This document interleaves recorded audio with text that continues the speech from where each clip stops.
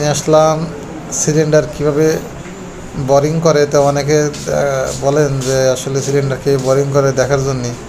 তো আজকে লেদে নিয়ে আসলাম আপনাদের সিলিন্ডার বোরিং দেখানোর জন্য। তো দেখেন একটা ডিসকভার গাড়িতে কীভাবে সিলিন্ডার বোরিং করতেছে।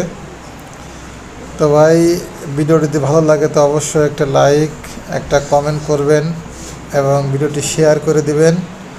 অবশ্যই ভিডিওটি শেয়ার করবেন আর আমার ছোট পরিবারের সদস্যই থাকবেন। সবাইকে ধন্যবাদ। আসসালামু আলাইকুম।